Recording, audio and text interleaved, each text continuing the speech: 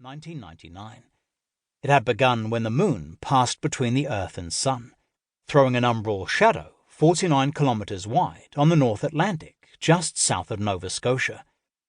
The inky black circle then swept across the ocean surface until it passed over the Isles of Scilly, off the southwest coast of England, some 40 minutes later. Here, the path width had expanded to 103 kilometers and was now covering the ground at a speed approaching 1,000 meters per second. The circular shadow then curved its way over Europe and on to the Middle East, before crossing India and finally disappearing over the Bay of Bengal. Such events do not happen often in the lifetime of an individual, but once seen, a total solar eclipse is never forgotten. Solar eclipses occur around 2 to 5 times per year, but the area on the ground covered by the totality is very small, so in any given location on Earth, a total eclipse will only happen once every 360 years.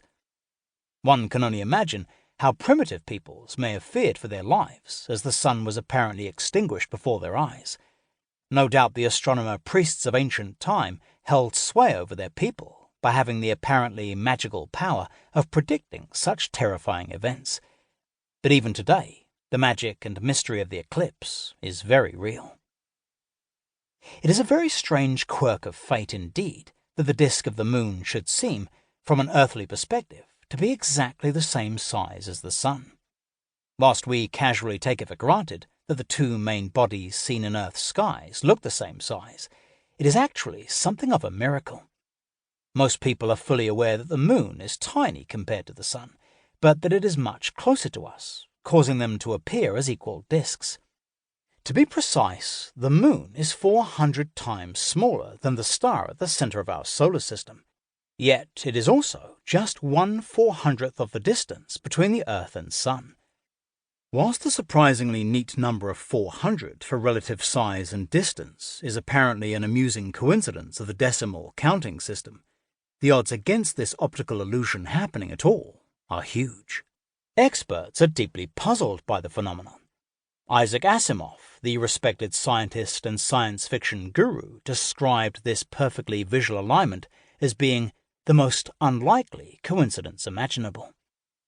This perfect fit of the lunar and solar disks is a very human perspective because it only works from the viewpoint of someone standing on the Earth's surface. But the magic of the moon's movements above our heads goes to even more astonishing levels. By some absolutely incomprehensible quirk of nature, the moon also manages to precisely imitate the perceived annual movements of the sun each month. So when the sun is at its lowest and weakest in midwinter, the full moon is at its highest and brightest. And in midsummer, when the sun is at its highest and brightest, the moon is at its weakest.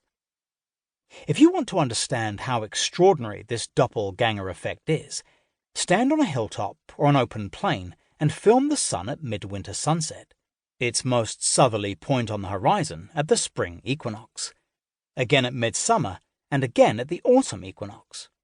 Then, on those same dates, film the moon setting, and you will see that they both go down at the same point on the horizon at the equinoxes, March 21st and September 21st. But the moon will have the opposite setting point to the sun at solstices in December and June. It would be easy to dismiss these sun-mimicking performances by saying that it is simply a coincidence of the moon's distance from Earth and its orbital characteristics, and that is what most scientifically trained people will say, because it is self-evidently true.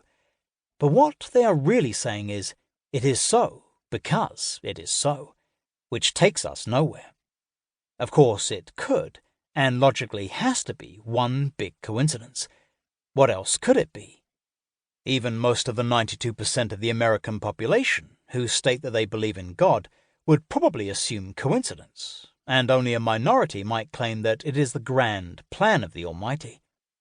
The moon's dance around the Earth that produces these startling performances is extremely complex, and it is a consequence of the relative movements of the Earth and Sun, as well as of the moon itself. The path of the moon's orbit is inclined at 5 degrees 9 minutes to the line of Earth's path around the sun, known as the plane of the ecliptic. The Earth is also tilted at an